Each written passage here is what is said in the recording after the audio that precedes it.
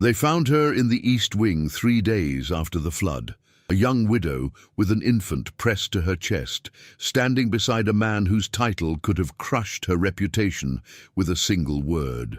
But when the rescue party broke through the castle doors, what they discovered wasn't scandal. It was something far more dangerous to the established order: equality.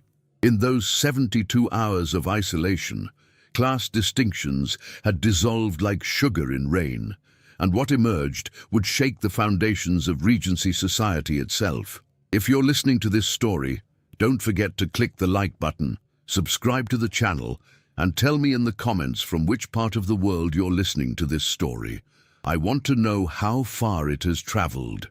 Eleanor Ashford had learned to measure her life in obligations rather than desires.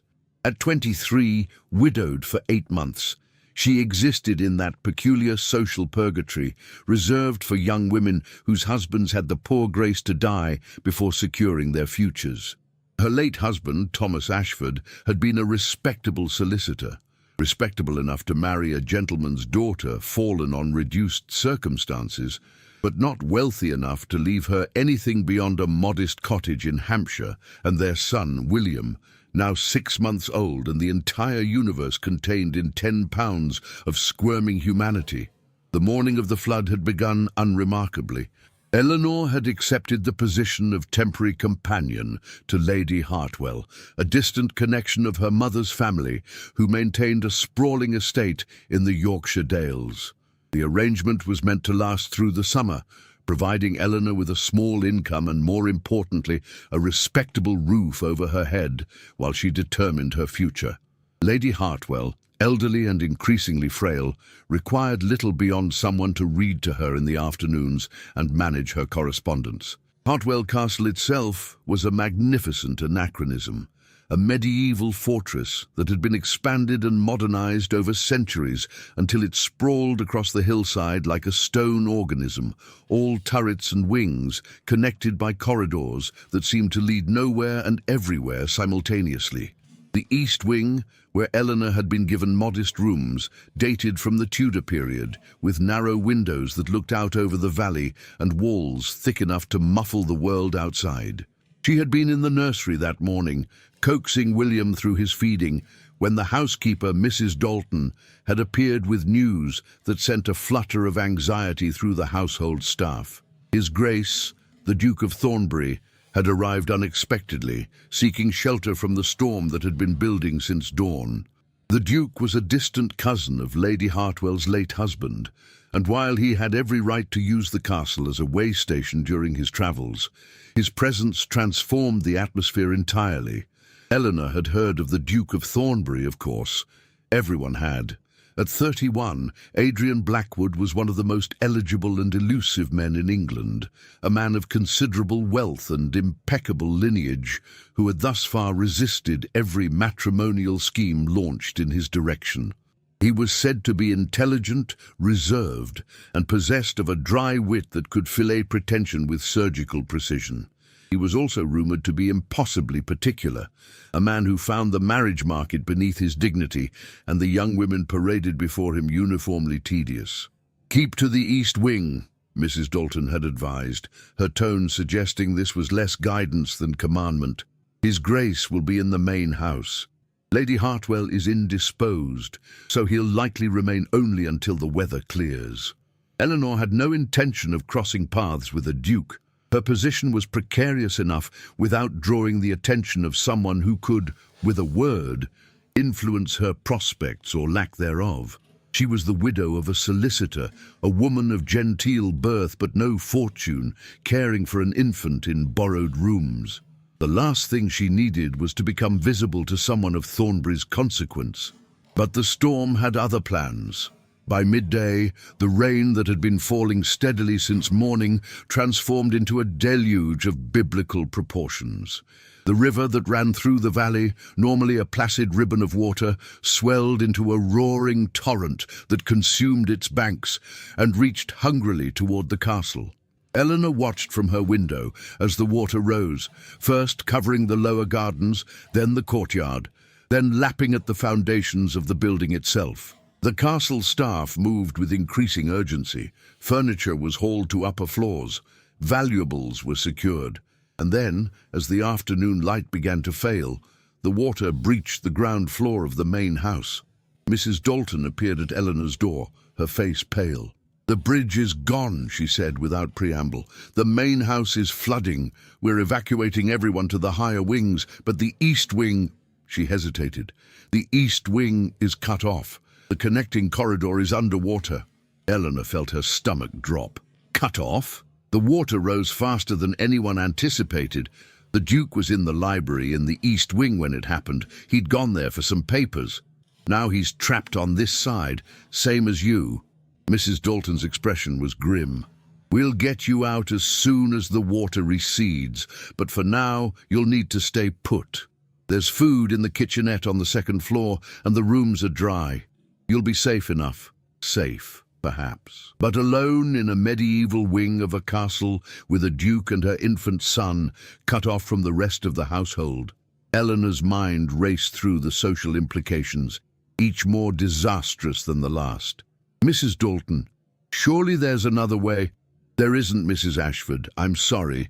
Keep to your rooms if you prefer, but you should know His Grace is aware of the situation. He's asked that I assure you he'll maintain appropriate distance." The housekeeper's tone softened slightly. "He's a gentleman, Mrs. Ashford. You needn't fear for your reputation." But Eleanor did fear, not because she doubted the Duke's honor, but because she understood how the world worked. Reputation wasn't about truth, it was about appearance. And the appearance of a young widow trapped alone with an unmarried duke, regardless of circumstances, was precisely the sort of thing that could destroy what little standing she had left. After Mrs. Dalton departed, Eleanor stood at the window, watching the water continue to rise, and felt the walls of her golden cage, the careful respectability she'd maintained since Thomas's death, begin to close in. She had no choice but to wait, to endure, and to pray that when the flood receded, her reputation would remain intact. William stirred in his cradle, making the small mewling sounds that preceded a full cry. Eleanor lifted him, pressing her cheek to his downy head, and whispered, "It's just us now, little one. We'll weather this storm as we've weathered everything else, together and without complaint."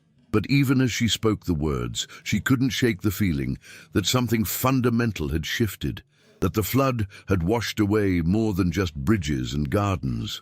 In the silence of the East Wing, with the Duke somewhere in the corridors beyond her door, Eleanor Ashford stood at the threshold of a transformation she couldn't yet name, holding her son and wondering what the receding waters would reveal. The first 24 hours passed in careful avoidance. Eleanor remained in her rooms, venturing out only to access the small kitchenette on the second floor, where Mrs. Dalton had assured her she'd find provisions.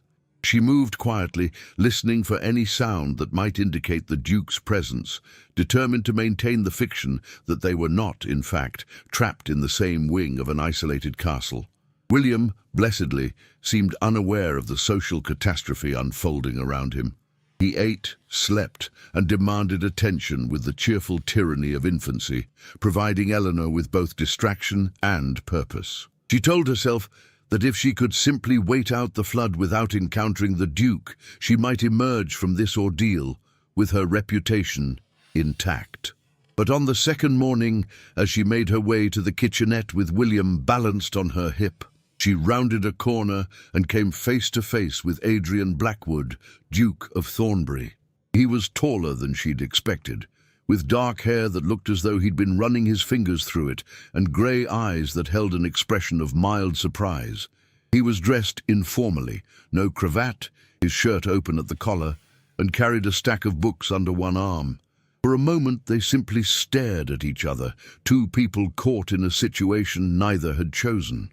"Mrs. Ashford, I presume," he said finally, his voice a pleasant baritone with an undertone of dry amusement. "I apologize for startling you. I was under the impression you'd be keeping to your rooms." Eleanor felt heat rise to her cheeks. I am. I only came for—" She gestured helplessly toward the kitchenette. "Food?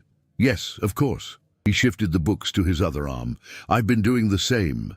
The provisions are adequate, though I confess I'm developing a profound appreciation for Mrs. Dalton's foresight in stocking tinned goods.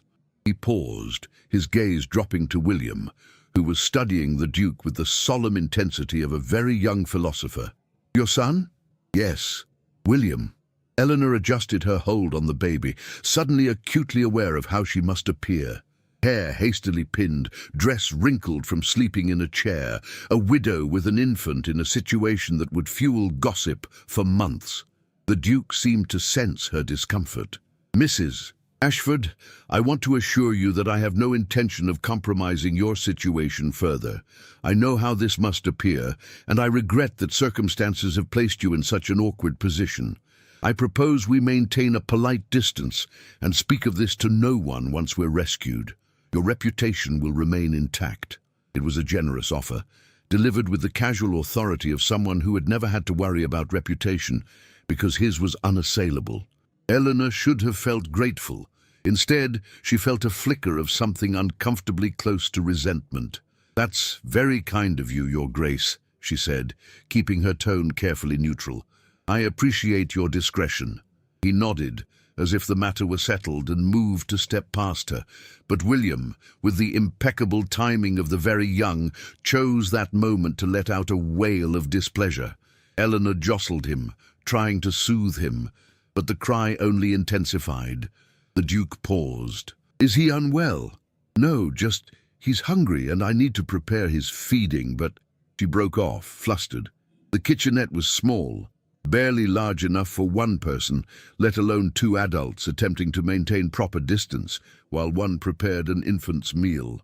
Allow me to help, the Duke said, setting down his books. I'm reasonably competent at following instructions, and it seems inefficient for you to struggle while I stand by uselessly. Eleanor wanted to refuse, to maintain the careful boundaries they'd just established. But William's cries were escalating, and pride seemed a poor substitute for practicality.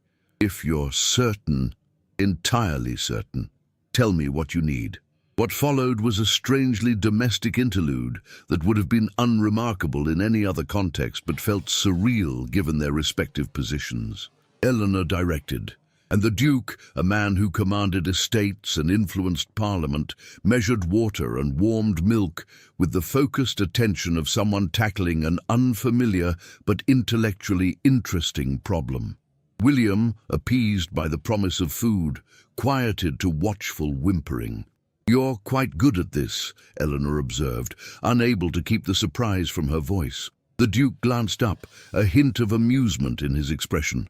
I spent several years on the continent after university. One learns to be self-sufficient when traveling, though I confess infant feeding is a new frontier. He handed her the prepared bottle. Will that suffice? Perfectly. Thank you, Your Grace. She settled into a chair to feed William, expecting the Duke to take his leave now that the crisis was resolved. But he lingered, leaning against the doorframe with an expression of thoughtful curiosity. How old is he? 6 months. And your husband? Died 8 months ago. Fever. Eleanor kept her tone matter of fact. She'd learned that sympathy, while well-intentioned, often made grief harder to bear. I'm sorry. The Duke's condolences were simple, without the performative pity she'd come to dread. It must be difficult, managing alone. One manages. Eleanor looked down at William, who was feeding contentedly, his small hand curled around her finger. One has little choice. The Duke was silent for a moment, and when he spoke again, his tone had shifted, become less formal. Mrs. Ashford, I realize this situation is far from ideal, but since we're trapped here together, perhaps we might dispense with some of the more absurd conventions? I have no intention of compromising you, and I suspect you have no designs on compromising me. Could we not simply coexist? Civilly? Eleanor looked up, startled by the directness of the proposal. In her experience, men of the Duke's rank didn't suggest dispensing with conventions. They were the conventions, walking embodiments of social hierarchy. But there was something in his expression, a weariness perhaps, or a hint of genuine curiosity, that made her reconsider her automatic refusal. What exactly are you proposing, Your Grace? That we acknowledge the absurdity of pretending the other doesn't exist while trapped in the same wing of a castle? That we share meals, if you're comfortable doing so, and perhaps conversation? I've been alone with my thoughts for 2 days, and I'm beginning to find my own company tedious. He smiled slightly. I promised to be on my best behavior. It was madness, of course. Every rule of propriety screamed against it, but Eleanor was tired of rules that protected reputation while ignoring reality, tired of performing respectability for an audience that would judge her regardless, tired of being alone. Very well, she heard herself say. Civility. But if this becomes known, it won't. You have my word. And so, an unlikely truce was formed in a flooded castle, between a duke who was tired of pretense and a widow who had nothing left to lose but a reputation already hanging by a thread. Neither could have predicted where that truce would lead, or how the walls they'd built around themselves would begin to crumble in the days to come. That evening, they shared a simple meal in the small dining room adjacent to the kitchenette. The Duke proved to be an engaging conversationalist, asking Eleanor about her life before widowhood, her thoughts on the books she'd been reading to Lady Hartwell, her opinions on matters he might have dismissed had she been a woman of his own class. And Eleanor, to her surprise, found herself responding with a candor she hadn't exercised in months, perhaps years. It was only later, after she'd returned to her rooms and settled William for the night, that Eleanor allowed herself to acknowledge the danger she'd walked into. Not the danger of scandal. That was already present, unavoidable, but the danger of connection, of seeing a man of impossible rank as simply a man, intelligent and unexpectedly kind, who looked at her as though her thoughts mattered.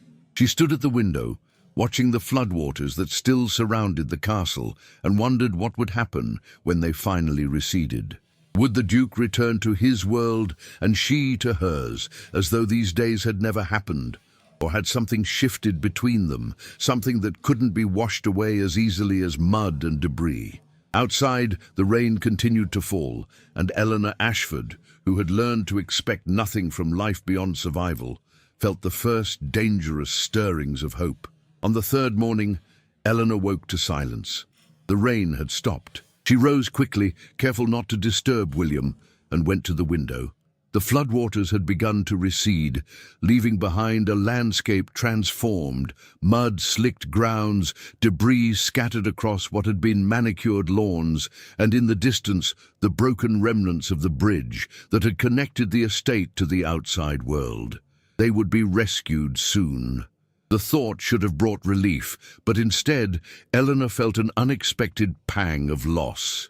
The past 2 days, strange as they had also been oddly liberating. In the isolation of the East Wing, she had been simply Eleanor, not the poor widow, not the dependent relation, not the woman whose every action was scrutinized for propriety. She had been herself, in conversation with someone who seemed genuinely interested in her thoughts, rather than her circumstances. The Duke had been equally surprising. Beneath the reserve and the aristocratic bearing, Adrian Blackwood was a man of considerable intellect and unexpected humor. He had opinions on everything from agricultural reform to the novels of Miss Austen, and he seemed to delight in debate, encouraging Eleanor to challenge his positions rather than simply agreeing out of deference to his rank. Last night, after William had been settled, they had talked until late, the conversation ranging from the philosophical to the absurd. At one point, the Duke had asked her what she would do if circumstances were different, if she had the freedom to choose her own path. "I would study," Eleanor had said without hesitation. "Medicine, perhaps, or natural philosophy. I would want to understand how things work, to contribute something beyond mere existence." The Duke had looked at her with an expression she couldn't quite read. "That's a remarkably ambitious answer, Mrs. Ashford. Is it wrong to be ambitious?" "Not at all. It's simply rare to hear a woman speak so plainly about it." He had leaned forward slightly, his grey eyes intent. "What stops you?" Eleanor had laughed, a sound without humour. "Everything, Your Grace. I'm a widow with an infant and no fortune. My ambitions are irrelevant. My reality is finding a way to survive respectably until William is old enough to make his own way in the world. And if survival weren't the primary concern, if you had means, but I don't. Hypothetically, Eleanor had considered the question seriously, allowing herself the dangerous luxury of imagining a different life. I would go to London. I would find a way to attend lectures, to access libraries, to learn from people who know more than I do. I would make myself useful in some way that mattered. She had met his gaze directly. But that's fantasy, Your Grace. My life is here, in borrowed rooms, reading to elderly ladies, and hoping my son will have opportunities I never did. The Duke had been quiet for a long moment, and Eleanor had wondered if she'd overstepped, revealed too much of the bitterness she usually kept carefully hidden. But when he spoke, his tone was thoughtful rather than judgmental. I think you underestimate yourself, Mrs. Ashford, and I think the world is poorer for wasting intelligence simply because it happens to reside in someone without fortune or the correct surname. It had been one of the kindest things anyone had said to her in years, and Eleanor had gone to bed that night, feeling seen in a way she hadn't experienced since Thomas's death, perhaps not even then, if she were being honest. Thomas had been a good man, but he had never asked her what she wanted beyond the conventional markers of feminine contentment. Now, watching the floodwaters recede, Eleanor knew that the rescue she'd been waiting for would also mean the end of this strange interlude. The Duke would return to his life of consequence and privilege. She would return to her precarious position as Lady Hartwell's companion, and they would both pretend these 3 days had never happened. She was preparing William's morning feeding when she heard a knock at her door. The Duke stood in the corridor, dressed more formally than he had been the previous days, his expression unreadable. "They've managed to rig a temporary crossing," he said without preamble. "The household staff will be able to reach us within the hour. I wanted to inform you before they arrived." "I see. Thank you, Your Grace." He hesitated, as though weighing his words. "Mrs. Ashford, I want you to know that I've valued our conversations these past days. It's been refreshing to speak with someone who doesn't treat every word I utter as though it were handed down from on high." Eleanor managed a small smile. "I suspect you'll have no shortage of sycophants once you return to London, Your Grace." "Undoubtedly, which is precisely why I find them so tedious." He paused again, and Eleanor had the sense that he was building towards something, some statement or question that required more courage than their previous conversations. "Mrs. Ashford, I wonder if I might ask you something rather forward." "You may ask, though I reserve the right not to answer." "Fair enough." The Duke's expression was serious now, almost intense. "What if your circumstances could change? What if you had the opportunity to pursue those ambitions you spoke of last night?" Eleanor felt her heart begin to beat faster, though she couldn't have said why. "I don't understand, Your Grace. I have a sister, Catherine. She's 25, unmarried by choice, and currently living in London, where she's involved in various reform efforts, education for working-class children, improved conditions for women in factories, that sort of thing. She's brilliant, stubborn, and perpetually in need of intelligent assistance. I think you would suit each other admirably. Your Grace, Hear me out, please." The Duke stepped closer, his tone urgent now. "Catherine has been looking for a companion, someone who can help manage her correspondence, research, and various projects. It would be a paid position, with rooms in her townhouse in Bloomsbury. You would have access to her library, which is extensive, and through her connections you could attend lectures and meet people engaged in serious intellectual work. It would be respectable employment, Mrs. Ashford, but it would also be an opportunity." Eleanor stared at him, unable to process what he was offering. "Why would you do this? You barely know me."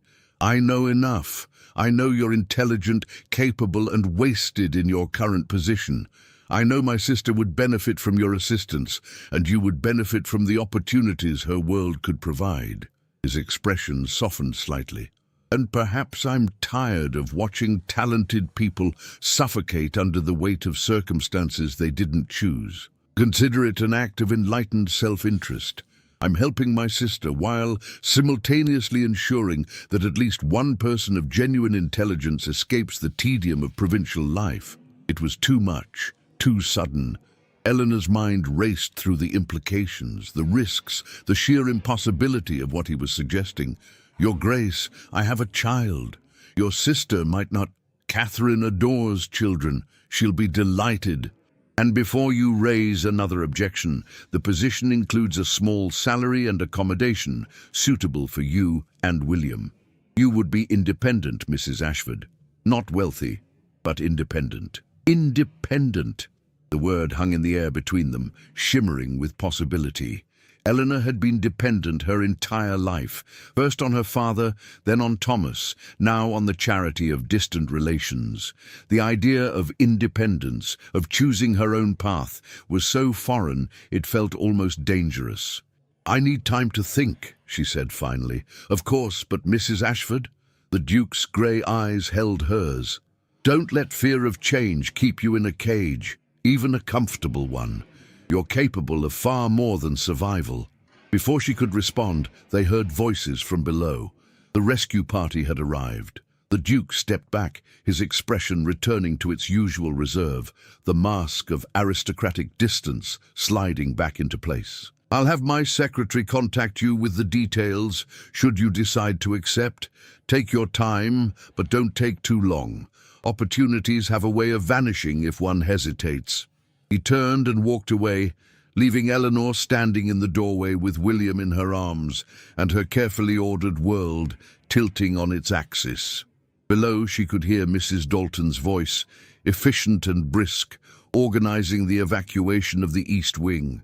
Soon she would be back in her small rooms, back in her role as the grateful dependent, the respectable widow who asked for nothing and expected less.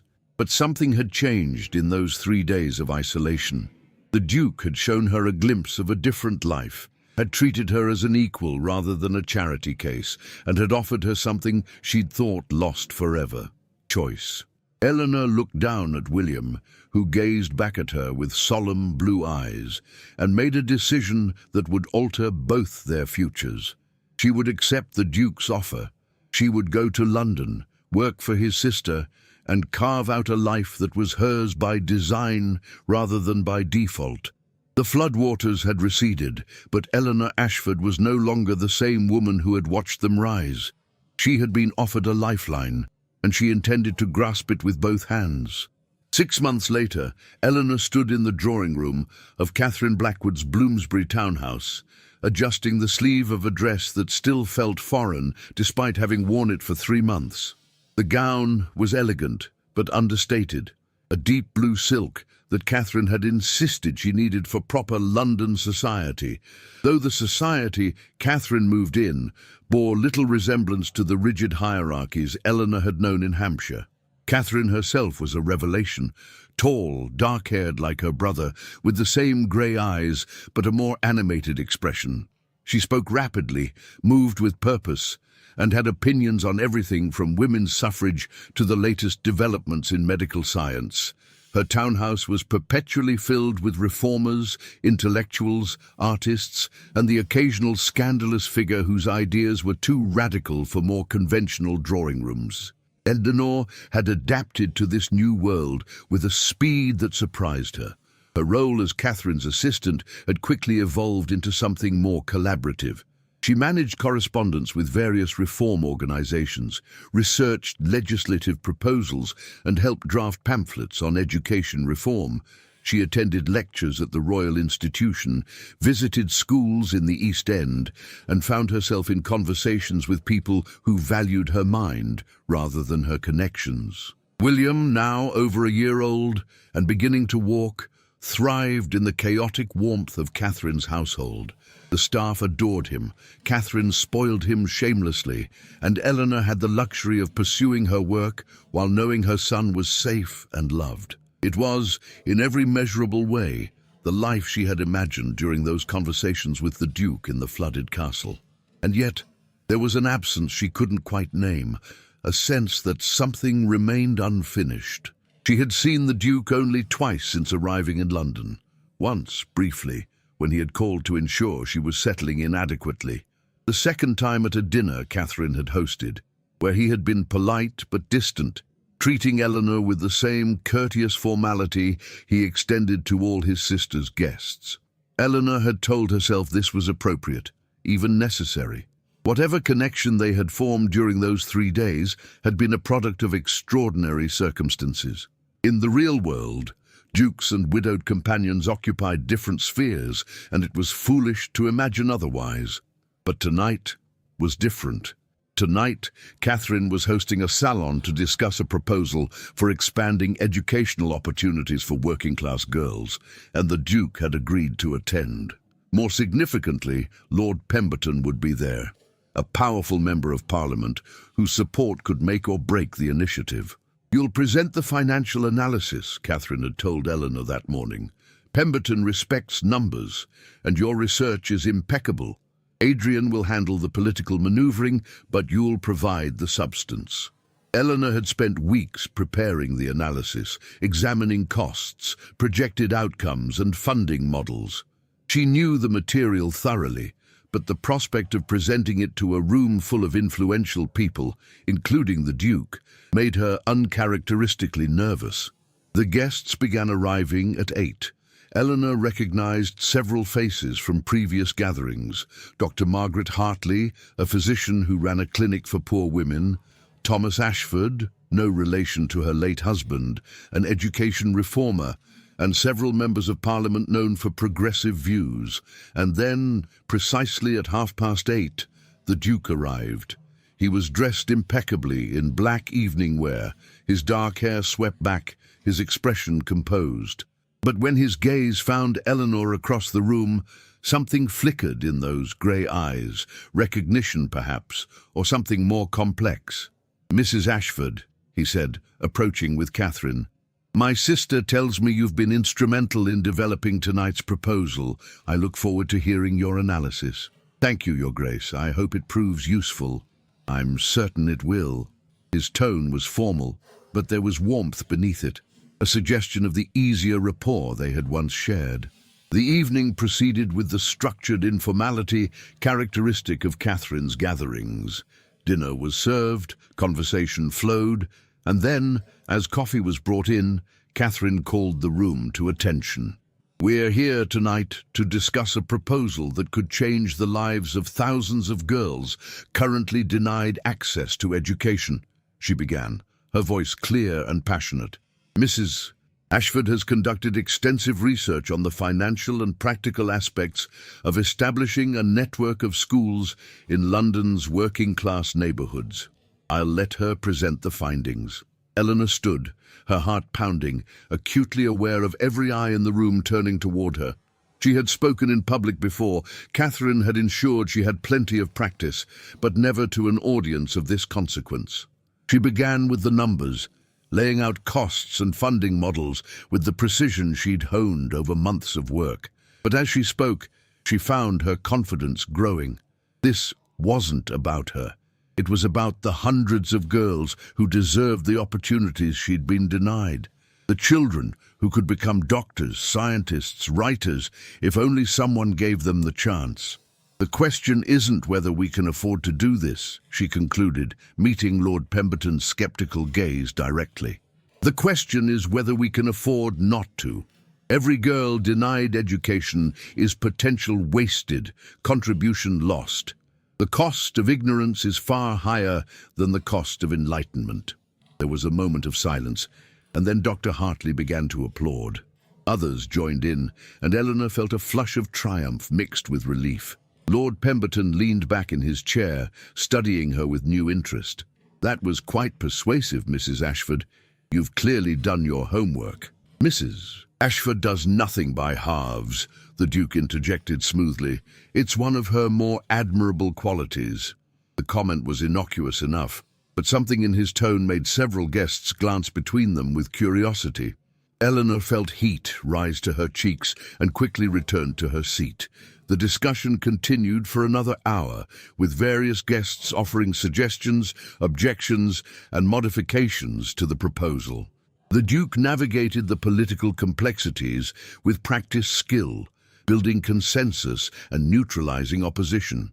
But Eleanor noticed that he frequently deferred to her expertise, asking her opinion on practical matters and ensuring her voice remained central to the conversation. It was only as the evening was winding down that the moment Eleanor had been half dreading, half anticipating finally arrived. She was in the library gathering papers when the Duke entered. "That was impressive tonight," he said without preamble. "You've come into your own, Mrs. Ashford. I had an excellent opportunity, Your Grace, thanks to you." "Thanks to you? I merely opened a door. You walked through it." He moved closer, his expression serious. "I wanted to apologize for my distance these past months. I thought it best to maintain formality, to avoid any suggestion of impropriety that might complicate your position here." "I understand, Your Grace. It was the appropriate course." "Was it?" He studied her intently. "Because I find I'm tired of appropriate, Mrs. Ashford. I'm tired of pretending that those 3 days in the castle were merely an amusing interlude, easily forgotten. I'm tired of treating you like a stranger when you're one of the few people in London whose company I genuinely value." Eleanor's breath caught. "Your Grace, I don't think—" "Adrian. My name is Adrian. And I think we've moved beyond titles, don't you? That's not— we can't—" Eleanor struggled to find words for the impossibility of what he seemed to be suggesting. "You're a duke.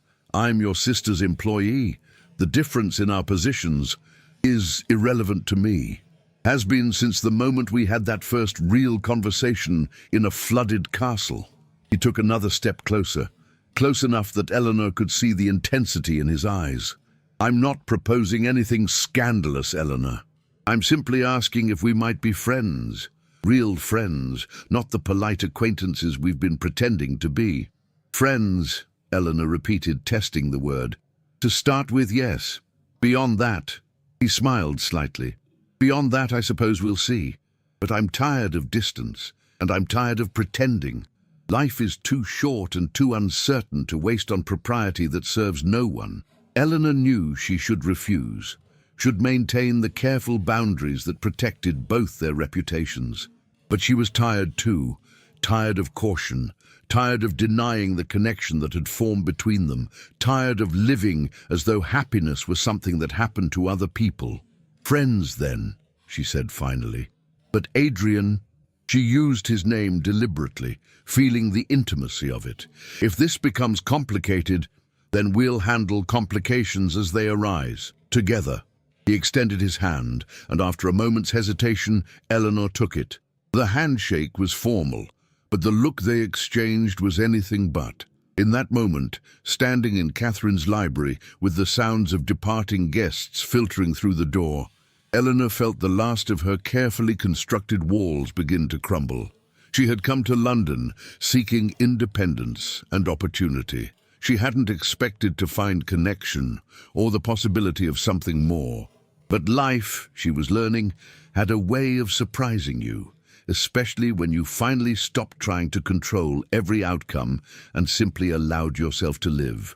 Spring arrived in London with a riot of blossoms in the parks and a renewed energy in Catherine's household. The education proposal had gained momentum, with Lord Pemberton's cautious support evolving into active advocacy.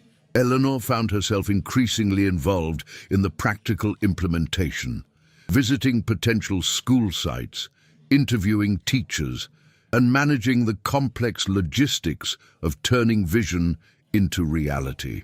But it was her evolving friendship with Adrian that truly transformed her life. True to his word, he had abandoned the formal distance that had characterized their early months in London. He called regularly at the townhouse, ostensibly to discuss the education project with Catherine, but inevitably ending up in long conversations with Eleanor about everything from political philosophy to the latest scientific discoveries.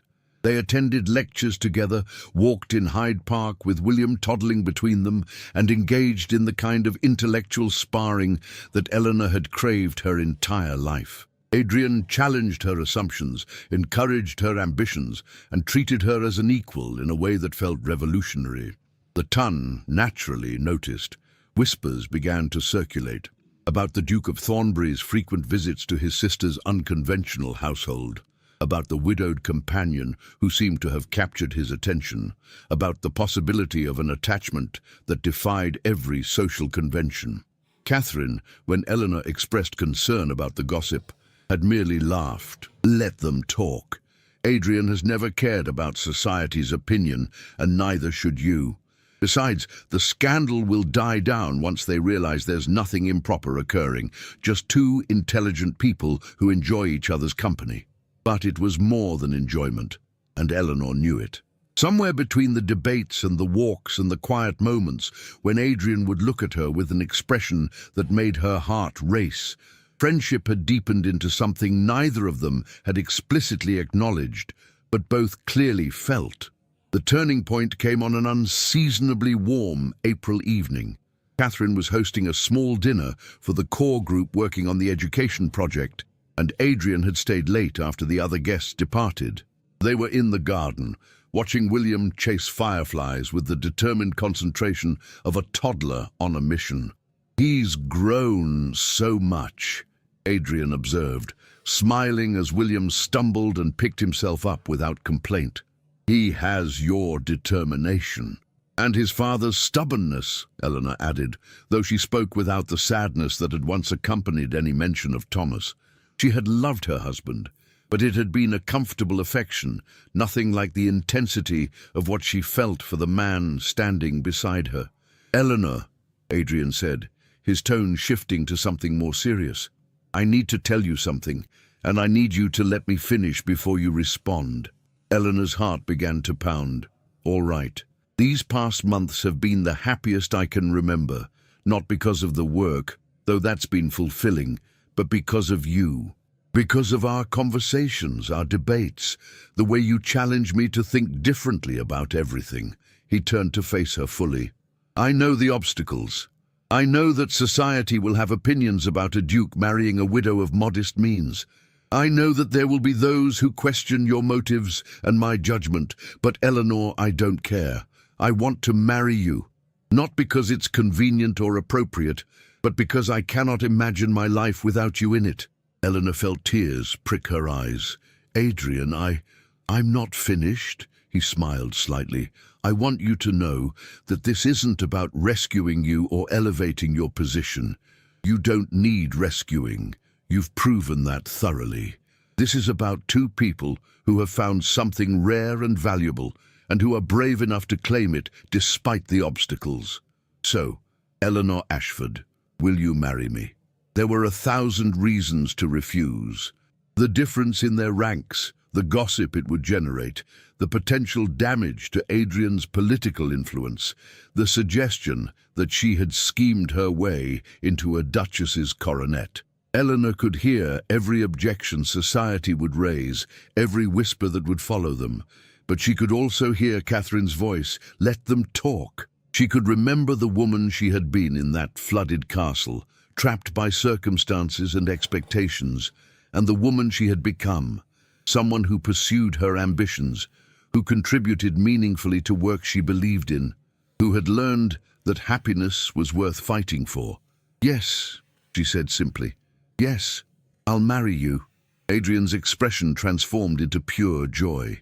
He pulled her into his arms, and Eleanor felt the last of her reservations dissolve. This was right. Complicated, certainly. Unconventional, absolutely. But right in a way that transcended social convention. William, oblivious to the momentous decision being made, toddled over and demanded to be picked up. Adrian obliged, lifting the boy with easy affection. And Eleanor felt her heart swell at the sight of them together, her son and the man who would become his stepfather, who had never once treated William as an inconvenience or complication. "We'll face the gossip together," Adrian said. William balanced on his hip. "And we'll prove them all wrong, not by defending ourselves, but by living well and doing work that matters." "Catherine will be insufferable," Eleanor observed, laughing through her tears. "She'll claim she orchestrated the entire thing. She'll certainly try, but we both know the truth. This was orchestrated by a flood and fate, and we were wise enough not to fight it. The deal, the announcement of their engagement, created exactly the scandal Eleanor had anticipated. The newspapers were full of speculation about the Duke of Thornbury's surprising choice of bride. Some praised his progressive values, others questioned whether the widow had manipulated her way into his affections. Eleanor's background was dissected, her late husband's modest profession noted, her position in Catherine's household examined for evidence of scheming. But Eleanor, supported by Adrian and Catherine, weathered the storm with a dignity that gradually won over even the skeptics. She continued her work on the education project, refusing to retreat into the protected obscurity that some suggested would be more appropriate for a future duchess. She attended lectures, spoke at meetings, and demonstrated through her actions that she was marrying Adrian not for his title, but despite it. The wedding was planned for June, a small ceremony at Adrian's estate in Derbyshire. Eleanor insisted on simplicity, wanting the focus to be on their commitment rather than the spectacle. Catherine, naturally, had other ideas, but compromises were reached. As the wedding approached, Eleanor found herself reflecting on the journey that had brought her here, from the desperate widow in a flooded castle to a woman about to marry a duke, not as a fairy tale ending, but as the beginning of a partnership built on mutual respect and shared purpose. The night before they were to leave for Derbyshire, Eleanor stood in the nursery, watching William sleep. Adrian found her there, slipping his arms around her waist and resting his chin on her shoulder. "Second thoughts," he murmured. "Not even first thoughts," Eleanor replied. "I was just thinking about how strange life is. A year ago, I was trapped in every sense, by circumstances, by expectations, by my own fear of hoping for more. And now you're about to become a duchess and gain a husband who will undoubtedly irritate you with his opinions on agricultural reform." Eleanor laughed softly. "I'm looking forward to being irritated. It means I'm alive, engaged, part of something real." "And we both are," Adrian said. "And whatever comes next, we'll face it together." As they stood there in the quiet nursery, with William sleeping peacefully and their future stretching before them full of possibility and challenge, Eleanor felt a profound sense of gratitude, not for being rescued, but for being given the chance to rescue herself, and for finding someone who understood the difference.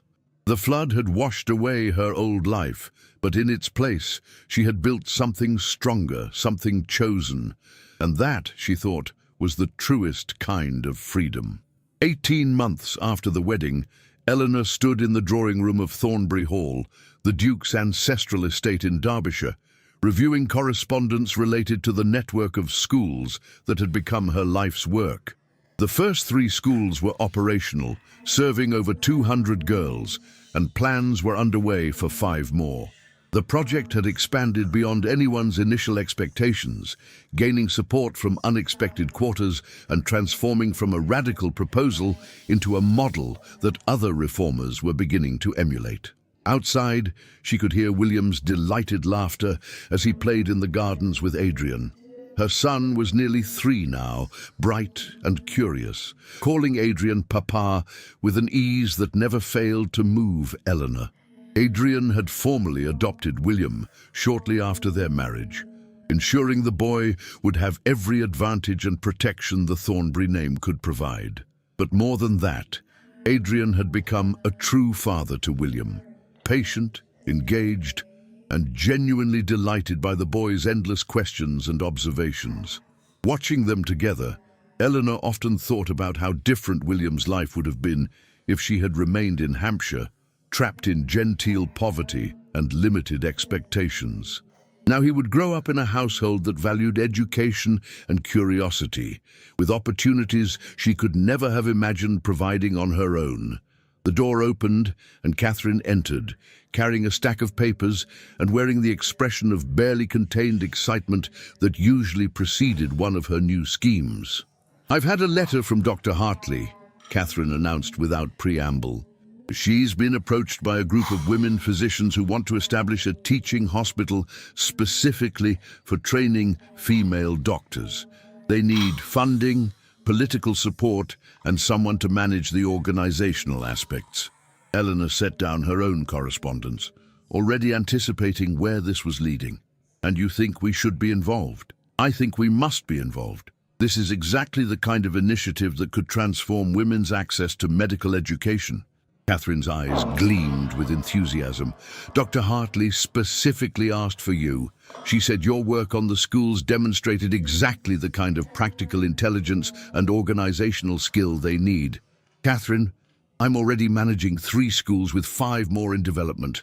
I have a family. You have a husband who supports your work completely and a small army of staff to help manage the household. Eleanor, you've proven you can do this. More importantly, you've proven you should do this. Don't let fear of overextension keep you from opportunities. It was an echo of what Adrian had said to her in the flooded castle about not letting fear keep her in a cage.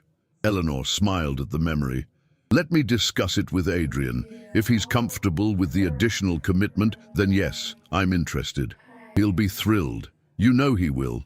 Catherine settled into a chair, her expression softening. You've changed, you know.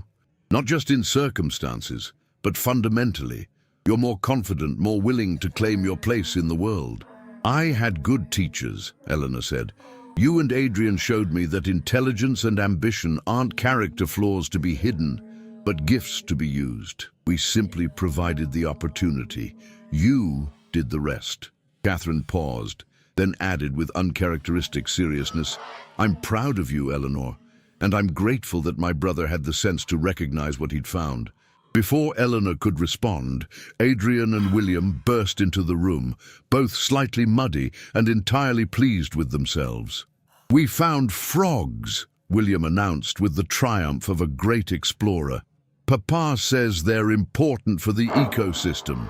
Papa is correct, Eleanor said, trying to maintain a stern expression despite her amusement. But Papa and William both need to wash before tea. A minor detail, Adrian said, grinning. He caught Eleanor's eye, and something in his expression told her he'd been listening at the door. Catherine's proposal sounds fascinating. We should discuss it properly after this young naturalist has been cleaned up. That evening, after William had been put to bed and Catherine had retired to her rooms, Eleanor and Adrian sat in the library, the comfortable silence of long companionship settling around them. You want to do it? Adrian said. It wasn't a question. I do. But it's a significant commitment, and I don't want to neglect. You won't neglect anything. Eleanor, you're one of the most organized people I know. If you want to take on the hospital project, we'll make it work. He reached for her hand. I married you knowing you were ambitious and brilliant. I'm not going to suddenly expect you to limit yourself because it's more convenient. Some would say a duchess should focus on managing the household and hosting dinners. Some are idiots. You're not some duchess. You're my duchess, and that means you get to define the role however you choose. He pulled her closer. Besides, I find your ambition remarkably attractive. It would be a shame to waste it on menu planning. Eleanor laughed, leaning into his embrace. You're biased. Completely, but also correct. He pressed a kiss to her temple. Take on the hospital project. Change the world. I'll be here, supporting you and managing our son's frog collection. It's a good life, isn't it? Eleanor said softly. Not perfect, but good. Real.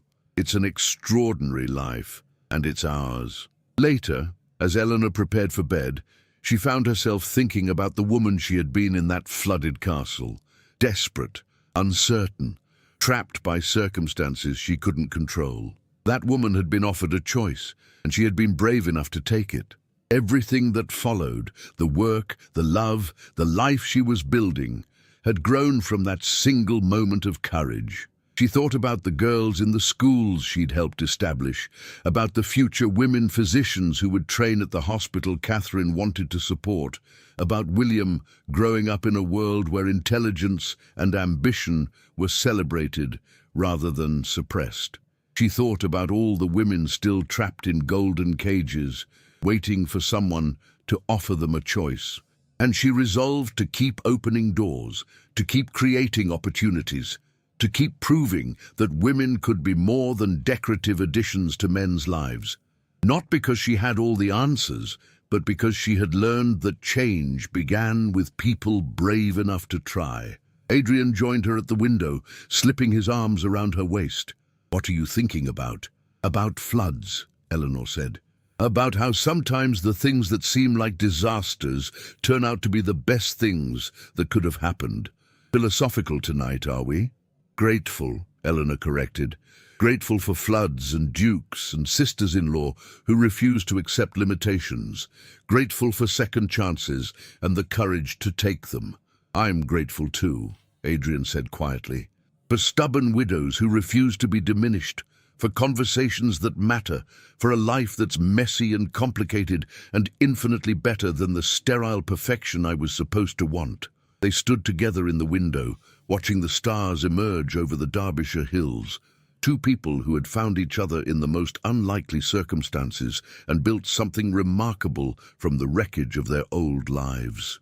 The flood had passed, but its effects remained, not as destruction but as transformation. Eleanor had learned to bloom where she was planted, and in doing so had discovered that she could plant herself anywhere she chose. That was the real gift, not rescue, but the realization that she had always possessed the strength to save herself. She simply needed someone to believe in her enough to prove it. And now, standing in her own home, with work she loved and a family she'd chosen, Eleanor Ashford, now Eleanor Blackwood, Duchess of Thornbury, knew that she had finally found what she'd been searching for all along, not security or status, but the freedom to be fully, authentically herself. The rest, as they say, was just the beginning. Thank you for listening to this story. If you enjoyed it, please like this video, subscribe to the channel, and let me know in the comments where in the world you're listening from.